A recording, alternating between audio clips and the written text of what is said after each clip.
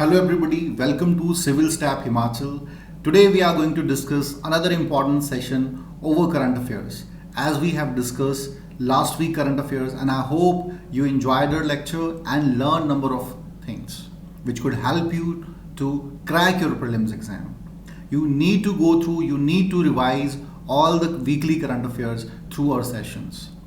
ठीक है, तो उसी तरीके से आज भी हम डिस्कस करने जा रहे हैं number of important newses and I hope I have already discuss the importance of current affairs in your prelims exam.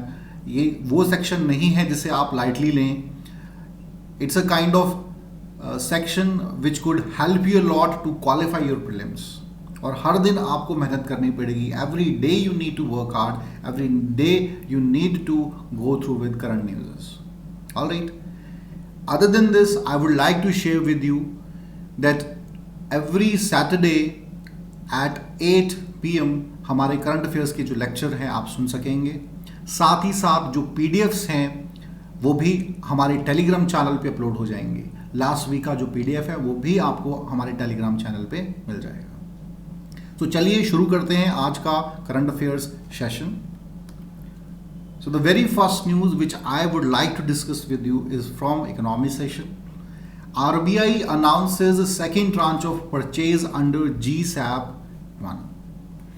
So we'll understand the concept GSAP ये है क्या and किस तरीके से जो क्वेश्चन है आपके प्रीलिम्स में बनेगा यहाँ से.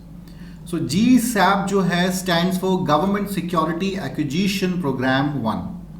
So it is basically initiative taken by Reserve Bank of India, ठीक है, जिसके अंडर आरबीआई जो है गवर्नमेंट बॉन्ड्स को, गवर्नमेंट सिक्योरिटीज को परचेज कर सकता है. तो ये जो ऑक्शन होगा it will held on 20 May 2021. And अगर इससे पहले मैं बात करूं, इससे पहले भी इस तरीके का ऑक्शन हो चुका है. RBI purchase around 25,000 crore of government securities. इस बार की बात करें so the amount is 35 crore. एक सवाल और इंपॉर्टेंट इस न्यूज से आपका बनता है कि किस इलेक्ट्रॉनिक प्लेटफॉर्म पर ये फैसिलिटी है, ये ऑक्शन जो है हो सकता है. सो ई कुबेर, यहां से डायरेक्ट क्वेश्चन आपका प्रीलिम्स में पूछा जा सकता है. ऑलराइट, चलिए move towards next news. Padma Kumar M Nair CEO of propose bad bank. ठीक है, तो जो पद्म कुमार नायर जी हैं इनको अपॉइंट किया गया है CEO of bad bank. This term is very important, इसके बारे में भी थोड़ी बात करेंगे. इससे पहले जो पद्म कुमार नायर जी थे चीफ जनरल मैनेजर रहे हैं ये आपके. Now he is appointed as CEO of bad bank. Now what is this bad bank? यहां बैड बैंक का मतलब ये नहीं है कि कोई बैंक खराब है या बुरा बैंक है. Bad bank is basically a kind of specialized bank which deals with NPAs. ठीक है, NPAs नॉन परफॉर्मिंग जो एसेट्स हैं उनके साथ डील करते हैं. और अगर मैं लेमन लैंग्वेज में बात करूं तो मान के चलिए देयर इज अ बैंक जो तकरीबन 100 करोड़ का लोन देता है, ठीक है, डिफरेंट कंपनीज को, डिफरेंट इंडिविजुअल्स को. नाउ एक्सपेक्टेशन बैंक की क्या है?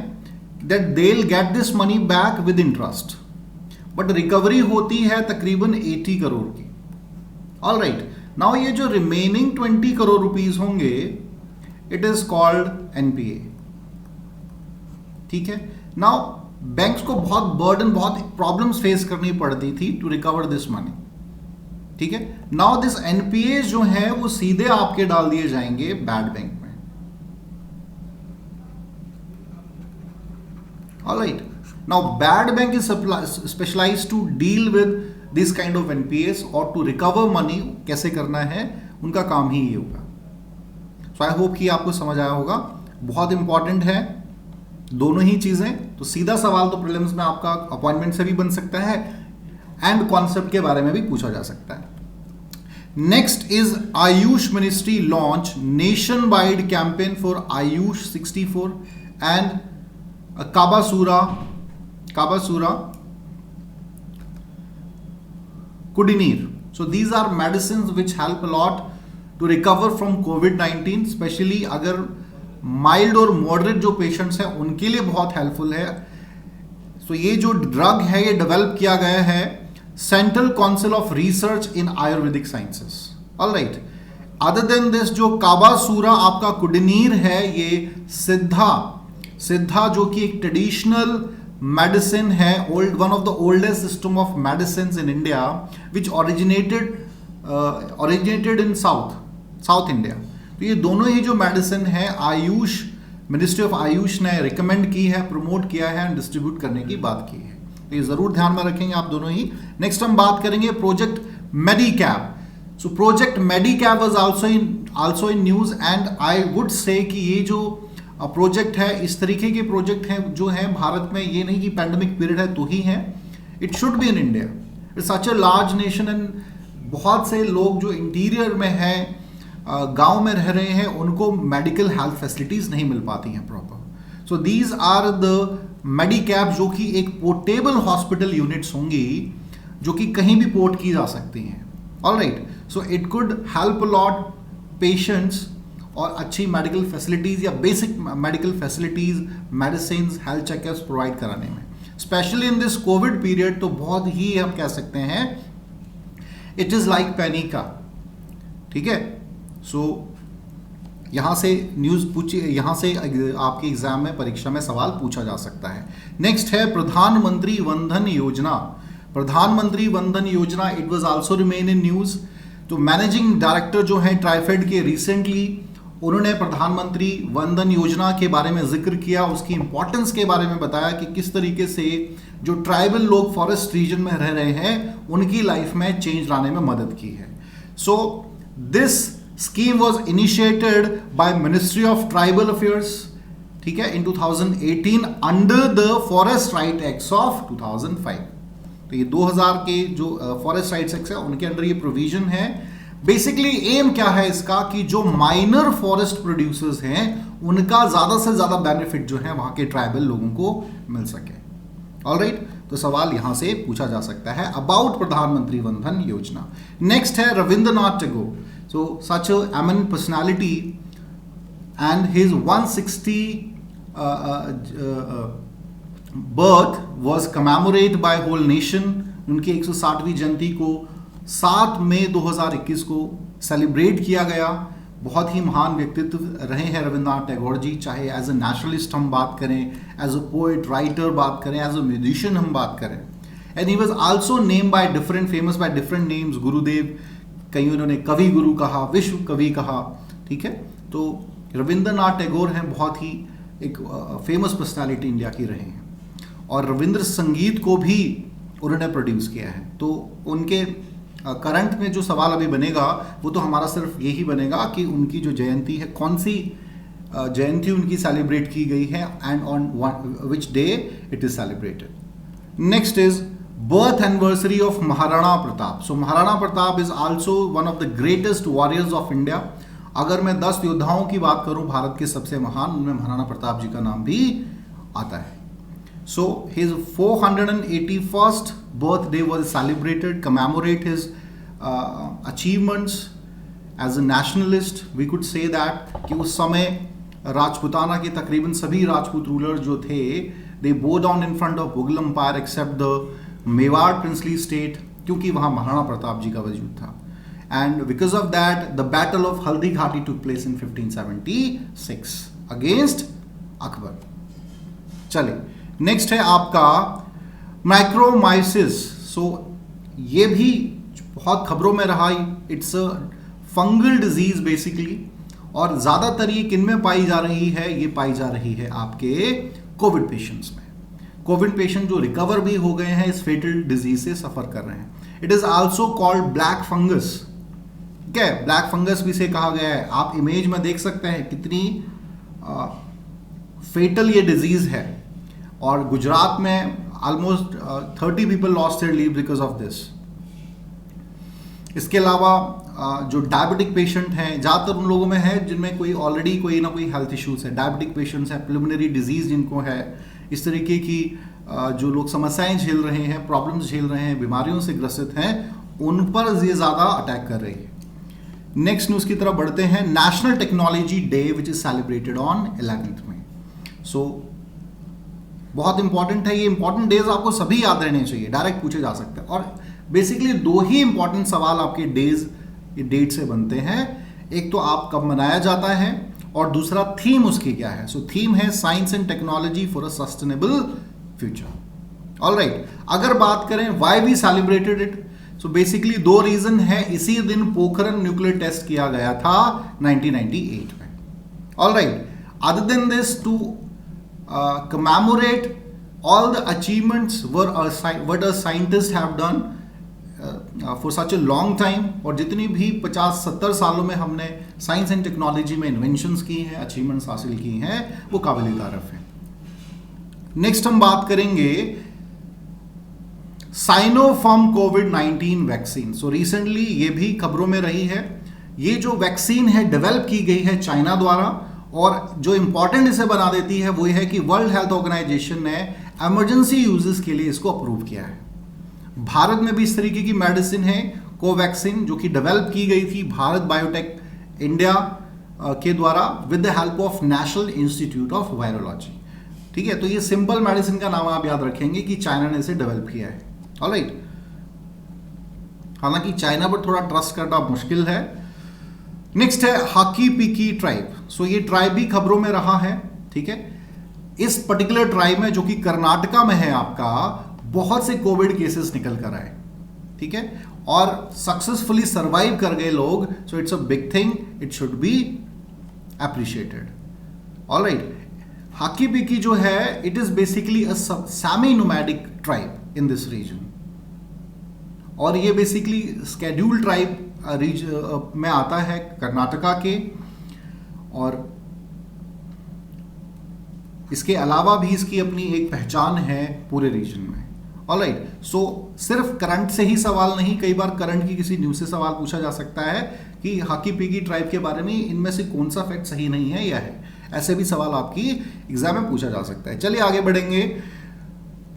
Bhima bamboo. So recently Bhima bamboo was also in news, क्योंकि आपके तमिलनाडु एग्रीकल्चर यूनिवर्सिटी जो है, उन्होंने उनके साइंटिस्ट ने एक ऑक्सीजन पार्क बनाया है कोयम्बटूर में with the help of Bhima bamboo. Alright, it is basically a clone species of बैम्बूसा बेलुका।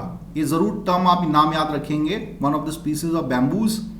क्यों ये इंपॉर्टेंट है? बिकॉज इसका जो बायोमास होता है बहुत हायर होता है, और उसकी वजह से इसकी जो ग्रोथ है वो बहुत फास्टर है। ठीक है, हर दिन तकरीबन आधा जो फीट है ये ग्रो कर जाता है। Now why it is important? Because everyone knows that we are facing the problem of CO2 emission, है ना, CO2 को एमिट करना है, तो उसके लिए कार्बन सिंक के लिए बेसिकली हमें इस तरीके की जो ऑक्सीजन पार्क्स हैं वो बहुत मदद कर सकते हैं। इसकी खासियत बेसिकली ये है कि आपका लो रेनफॉल इसकी रिक्वायरमेंट है, इवन ड्राउट रेजिस्टेंट स्पीसीज है, तो बहुत ज़्यादा पानी की आवश्यकता इसकी ग्रोथ में नहीं ज़रूरत पड़ती है। चलिए, तो ये बहुत इंपॉर्टेंट है, ध्यान में रखें, यहाँ से सवाल पूछा जा सकता है। नेक्स्ट है amphotericin B. Amphotericin B is also a medicine. अभी हमने डिजीज की बात की थी, मैक्रोमाइफोसिस की, तो उसके ट्रीटमेंट के लिए इस मेडिसिन का इस्तेमाल किया जा सकता है। सीधा आप याद क्या रखेंगे इसके बारे में? It's a kind of disease medicine which is anti fungal. ठीक है, एंटी फंगल है बेसिकली, और ये इंजेक्शन की फॉर्म में ही इस्तेमाल की जाती है। अब एक और सवाल यहां से इंपॉर्टेंट है, क्योंकि ये आता है एसेंशियल मेडिसिन लिस्ट में, किसकी? वर्ल्ड हेल्थ ऑर्गेनाइजेशन की। तो ये दोनों ही सवाल जो हैं आपकी परीक्षा के कंटेक्स्ट में सिग्निफिकेंट है, इंपॉर्टेंट है। चलिए, नेक्स्ट है Pradhan Mantri Kisan Samman Nidhi. So recently the ministry of agriculture and farmer welfare जो है, उन्होंने ये अनाउंस किया कि जो प्रधानमंत्री हैं वो रिलीज कर रहे हैं 8th इंस्टॉलमेंट प्राइम मिनिस्टर किसान सम्मान निधि की। ये जो स्कीम थी, इट वाज लॉन्च्ड इन 2018, और अंडर दिस स्कीम तकरीबन 6,000 रुपए जो है गरीब किसानों के खातों में डालने की बात की गई थी, उनके अकाउंट में ट्रांसफर करने की बात की थी। अब कैसे कैटेगराइज किया जाए कौन अमीर कौन गरीब है? तो ये माना जाए कि जो किसान जिनके पास not more than 2 hectares land है, they might be in the category of this. इसमें तकरीबन 75,000 करोड़ रुपीस की खर्चे की बात हुई है and government has aim to benefit around 1,25,000 million farmers in country. So बहुत एक अच्छा इनिशिएटिव लिया है भारत सरकार ने. Specially in this period every penny is important for everyone. तो जो पुअर लोग हैं, उन गरीब लोग हैं, उनके लिए तो हर पैसे की इंपॉर्टेंस बहुत बढ़ जाती है. आगे बढ़ेंगे. International nurse day, it is celebrated on May 12. So basically it is celebrated दो रीजंस की वजह से सेलिब्रेट किया जाता है. पहला, to commemorate the anniversary of Florence Nightingale and what she contribute for the welfare of society. दूसरा है जो कंट्रीब्यूशन वर्ल्ड वाइड नर्सेस का रहता है सोसाइटी में, उसको सेलिब्रेट करने के लिए भी इस दिन को मनाया जाता है. ऑलराइट. अब नर्सिस का जो काम है शायद हाईलाइट नहीं होता, उनकी सर्विस इतनी हाईलाइट नहीं होती, बट बिकॉज ऑफ कोविड जो भी मेडिकल स्टाफ है, डॉक्टर्स हैं, नर्सेज हैं या अदर हेल्प स्टाफ है, सभी का रोल बहुत क्रूशल हो गया है. ऑलराइट. साथ ही साथ थीम जरूर याद रखेंगे. सो थीम है nursing the world to help. तो ये दोनों ही चीजें you must keep in mind. Move towards next slide. Third Arctic Science Ministerial. So recently third Arctic Science Ministerial जो है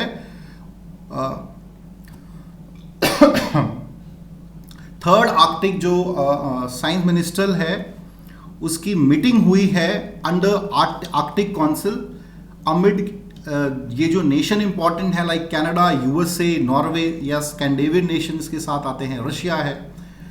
they all are the member of Arctic council और एक meeting third Arctic science ministerial इसके तहत हुआ है, इन विच discuss किया गया है ऐसे इश्यूज को जो आपके वल्नरेबल हैं आर्कटिक रीजन के कंटेक्स्ट में. अब एक सवाल यहाँ ये भी बनता है, why these nations are interested in this region? Because बहुत से जो नेचुरल गैसेस, नेचुरल रिसोर्सेज हैं वो अभी भी हिडन हैं under Arctic circle. So every nation is interested in this, but इस सभी चीज़ों के बीच में ये खतरा भी है कि कहीं जो वाइल्ड लाइफ है वो जो है वो ख़त्म ना हो इस रीजन की, या इकोसिस्टम जो है इस रीजन का वो हार्म ना हो. ऑलराइट. सो इसीलिए इस तरीके की जो मीटिंग्स हैं वो होती रहती हैं. Even India participate in this. तो ये भी है कि भारत क्या थर्ड आर्कटिक मिनिस्ट्रियल में पार्ट लेगा या नहीं. तो यस, लिया है भारत ने इसमें. अगर हेडक्वार्टर की मैं बात करूं, नॉर्वे में इसका हेडक्वार्टर है. अगर मैं बात करूं कि कहां पर ये ऑर्गेनाइज हुआ है, तो आइसलैंड एंड जापान में ये मीटिंग ऑर्गेनाइज हुई है. तो यहीं से आपके सवाल इंपॉर्टेंट बन जाएंगे एग्जामिनेशन पर्सपेक्टिव से. नेक्स्ट है Interpol's ID-ART app. So this is basically an initiative taken by Interpol और इंटरनेशनल पुलिस. स्पेशली क्या है ना, वर्ल्ड हेरिटेज जो कल्चरल हेरिटेजेस हैं, हर साल बहुत से इंपॉर्टेंट जो एंटीक्स हैं, स्कल्पचर्स हैं, पेंटिंग्स हैं, हिस्टोरिकल क्वाइंस हैं, उनकी स्मगलिंग होती है. सो आपकी इंटरपोल ने इनिशिएटिव लिया कि भाई जो भी ये स्टोलन प्रॉपर्टीज हैं उनको हम अपने डेटाबेस में डालेंगे ताकि इनकी पहचान की जा सके, ताकि जो स्मगलिंग है उसमें कमी आए, रिडक्शन आए. Keeping in the mind this fact, around 52,000 जो आइटम्स हैं रजिस्टर की हैं इंटरपोल ने अपने डेटाबेस में. ऑलराइट. सो ये ऐप के बारे में आपको जरूर पता होना चाहिए और कम से कम नाम इसका याद रखें आप. यहां से सवाल आ सकता है आपके एग्जाम में. नेक्स्ट है आपका G7 foreign ministerial meeting. So recently G7 foreign ministerial meeting took place. G7 is an elite organization, one of the most elitist organization of the globe. ठीक है. जो भी पावरफुल नेशन है पूरी दुनिया में, USA, UK, Canada, France, Germany, Italy, they all are the part of this. तो ये जो फॉरेन इनके मिनिस्टर्स की मीटिंग हुई है ये लंदन यूके में हुई है. साथ ही साथ ये ध्यान रखना है ये सिर्फ आपके फॉरेन मिनिस्टर्स की मीटिंग है, ये समिट नहीं है G7 का. G7 का समिट होने वाला है जून 21 में. 47 समिट ही होगा. ये दोनों क्वेश्चन याद रखेंगे आप. साथ ही साथ कहां होगा, होस्ट नेशन कौन है, यूके. ऑलराइट. इसके अलावा Australia, India, south Korea and south Africa भी ज्वाइन करने वाले हैं इस समिट को, मीटिंग को अटेंड करेंगे, not as a member, as a non member. चलिए नेक्स्ट है आपकी खबर, आपकी news from environment, white-bellied herons supported in Arunachal Pradesh. One of the most critically endangered species, we can say that of heron. ठीक है, second largest living species of heron. तो बहुत important है. जनरली इतनी हाइट पे दिखते नहीं है. पहली बहुत रेयर केसेस हैं कि above than 1200 meter above than the sea level ये दिखे हों, but yes have been found. इसके अलावा भूटान, म्यांमार और अरुणाचल प्रदेश रीजन में ये पाए जाते हैं. अगर मैं इनके स्टेटस की बात करूं, जहां से सवाल बन जाते हैं अक्सर, IUCN स्टेटस है critically endangered, and under the Indian wild life protection act की मैं बात करूं तो शेड्यूल 4 में इसका जिक्र होता है. ये जरूर आपको पता होने चाहिए जितने भी शेड्यूल है Indian wild life protection act के, या जो स्टेटस है डिफरेंट एनिमल्स का, स्पीसीज का, बर्ड्स का IUCN की रेड डाटा लिस्ट में. चलिए move towards next question. Blue nature alliance. So this news was also remain quite, बहुत ज़्यादा ये खबरों में रही है. ब्लू नेचर अलायंस जो है, it's basically a initiative of different global organisations, और we can say that it's a global partnership initiative. In this mainly Pew charitable trust, global environment facility, Minderoo foundation and Rob Melanie Walton foundation, these are participated in this. अगर मैं इनके target की बात करूं, so global जो ocean diversity है, ठीक है, उसको किस तरीके से और बेहतर बनाया जा सकता है, अवेयरनेस लोगों के बीच कैसे पहुंचाई जाए, साथ ही साथ कनेक्टिविटी कैसे बढ़ाए मरीन लाइफ के साथ ह्यूमंस की. Alright, connectivity in a positive way, not in a connectivity तो है ही, but in a negative way. Pollution हमने बढ़ाया है, इकोसिस्टम में हमने ट्रैफिक को बढ़ाया है, डिस्टर्ब किया है हमने कहीं मरीन लाइफ को. सो अगर हम वेल अवेयर्ड हैं, सो कहीं ना कहीं will keep in mind all the facts while dealing with marine life. All right. Other than this, there are certain targets इस ब्लू नेचर अलायंस में रखे गए हैं. पहला इसमें यही है कि भाई कंजर्व करना है 18 मिलियन स्क्वायर किलोमीटर जो ओशन का है नेक्स्ट 5 ईयर्स में कंजर्व करना है. साथ ही साथ जितना भी पूरी दुनिया का ओशन है उसका 5% जो है प्रोटेक्ट करना है. अदर देन दिस, टिल 2030 जो 30% ओशन रीजन है पूरे वर्ल्ड का, उसे कंजर्व करना है. सो बहुत ही बढ़िया इनिशिएटिव लिया गया है. तो यहां से सवाल आपकी परीक्षा में पूछे जा सकते हैं about blue nature alliance. Next हम बात करेंगे काजीरंगा एनिमल कॉरिडोर की. काजीरंगा एनिमल कॉरिडोर की बात कर रहे हैं. Before talking about this, let us talk about animal corridor क्या होता है. ठीक है, सो बेसिकली मैं बड़ी साधारण सी लैंग्वेज में बात करूंगा so that you could understand the fact. Corridor का मतलब है आने जाने का रास्ता. हम सिंपल बात कर लेते हैं ना. सो एनिमल्स क्या है, from one habitat they move towards another habitat. Reason कुछ भी हो सकता है, फ्लड आ गया है, कोई नेचुरल डिजास्टर है, या कुछ टाइम के बाद वो वैसे भी मूव कर जाते हैं. तो ये जो रीजन होता है ना, this passage is called the corridor. अब because of humans problems are always there because of us. तो ये जो इनका जो कॉरिडोर है, इनकी जो रास्ते हैं, वो कहीं ना कहीं डिस्टर्ब होते हैं, उनकी लाइफ डिस्टर्ब होती है. तो सुप्रीम कोर्ट ने यहां तक कहा था 2019 में जजमेंट में कि no new construction shall be permitted on private lands which form parts of the 9 identical animal corridors. Alright, तो ये बहुत इंपॉर्टेंट है. अब बात करते हैं काजीरंगा एनिमल कॉरिडोर की. तो यहां बनाए जाने की बात की गई है. इको सेंसिटिव जोन है काजीरंगा नेशनल पार्क असम में, जिसको नेशनल पार्क का दर्जा मिला था 1974 में. साथ ही साथ यूनेस्को वर्ल्ड हेरिटेज साइट में भी इसे शामिल किया गया था इन 1985. ऑलराइट, चलिए नेक्स्ट है pangolin. So here we talk about other important news about pangolins. तो रिसेंटली जियोलॉजिकल सर्वे ऑफ जो इंडिया है, उन्होंने एक ऐसा डिवाइस, एक ऐसा टूल जो है वो बनाया है जो डिफरेंशिएट कर सके इंडियन पेंगुलिन्स को और चाइनीज पेंगुलिन्स को.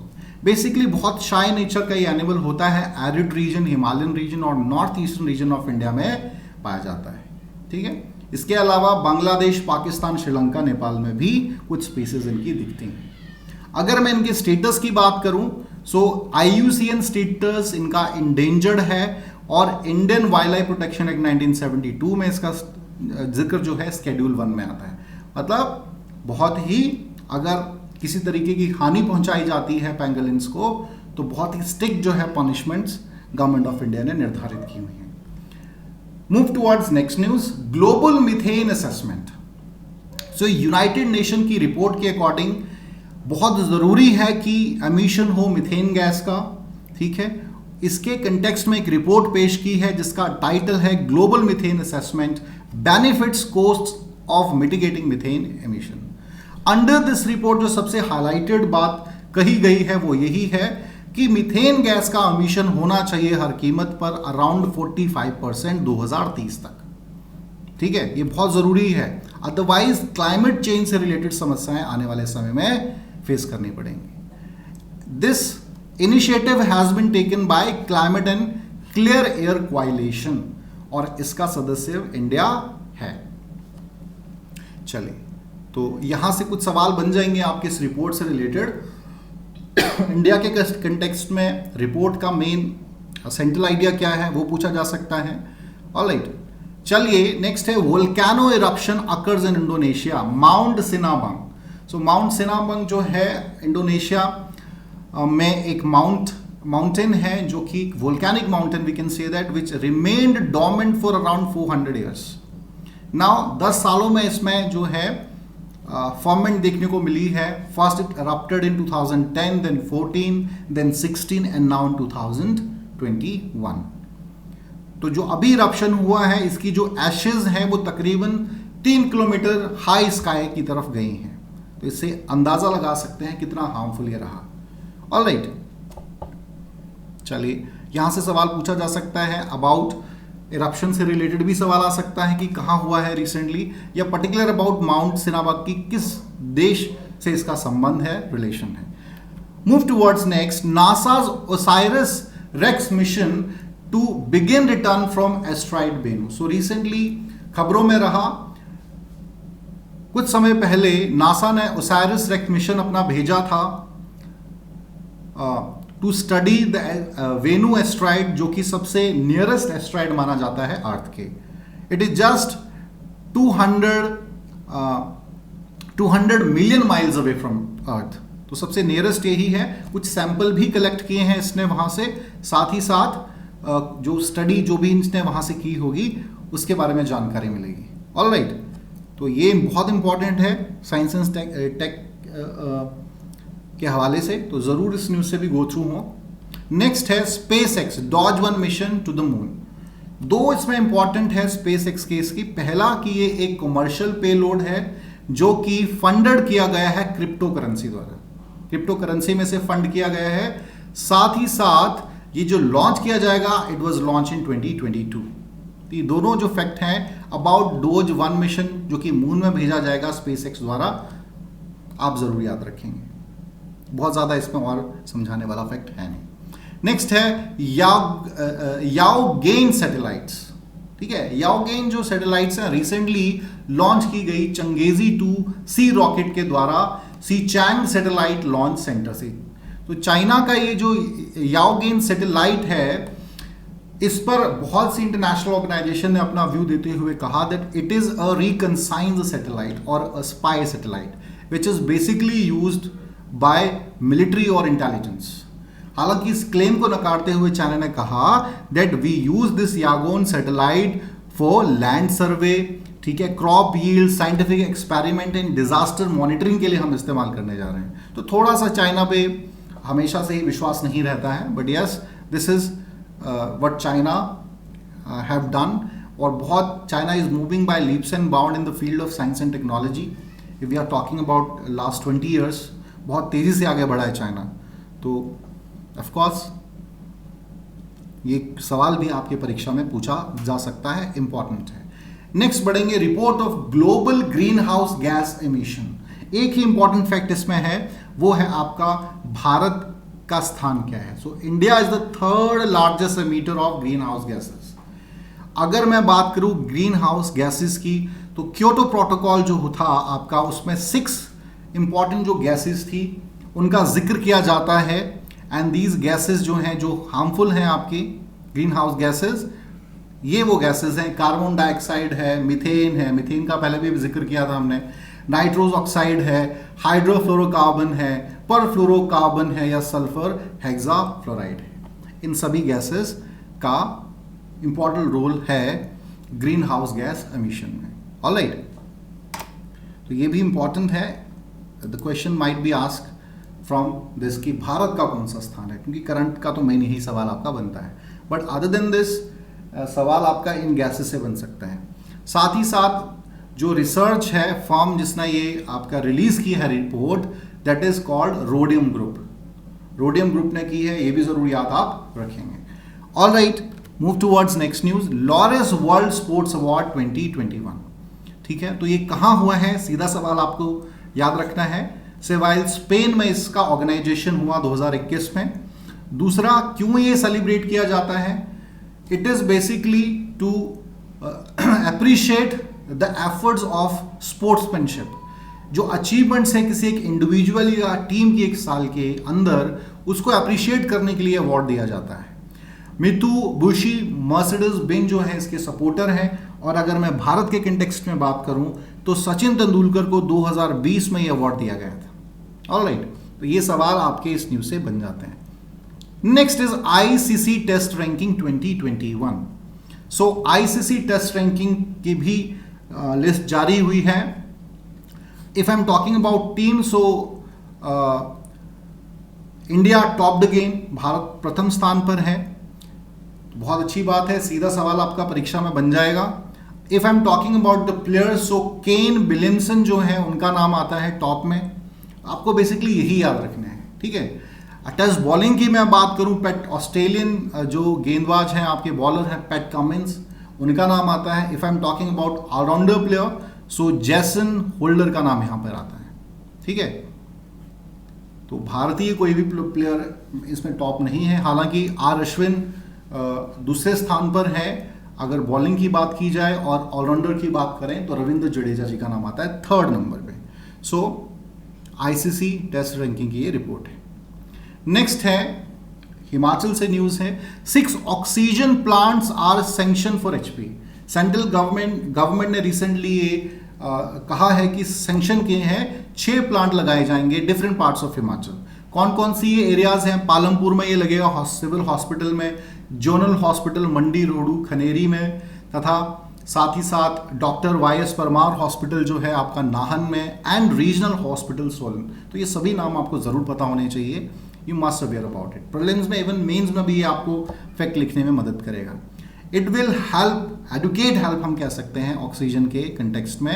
It will provide adequate oxygen supply. तकरीबन 1400 जो बेड्स हैं उनको ये सुविधा मुहैया कराने में सक्षम है। चलिए नेक्स्ट न्यूज की तरफ बढ़ेंगे।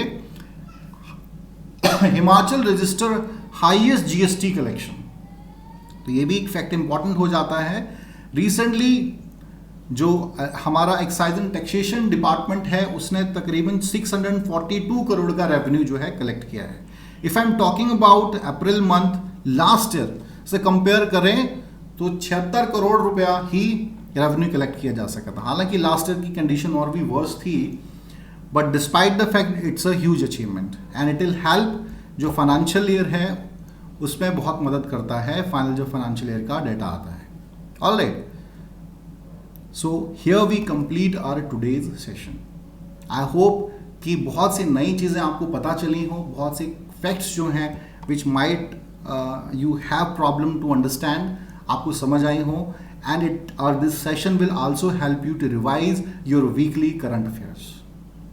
All right, so let us talk about our courses. सबसे पहले मैं बात करूंगा उन स्टूडेंट्स की जिन्होंने अपना प्रीलिम्स और मेंस का प्रिपरेशन अच्छे से कर लिया है, या काफ़ी स्टूडेंट ऐसे होंगे those already appeared in mains, qualified the mains और have a confidence to qualify the mains. ठीक है, हिम्मत है तो उन्हें एक लास्ट स्ट्रोक या कह सकते हैं एक फाइन टच देने की जरूरत है। So here we are providing you a test series. In a test series जो आपको राइटिंग प्रैक्टिस में बहुत ज़्यादा मदद करेगी।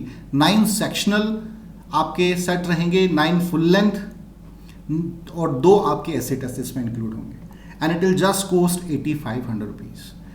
ऐसे students those are not well prepared for mains, जिन्हें मेंस की प्रिपरेशन अच्छे से करनी है उनके लिए हमारा अलग से कोर्स है, including video lectures and study material, and it is also cost 8500 rupees only.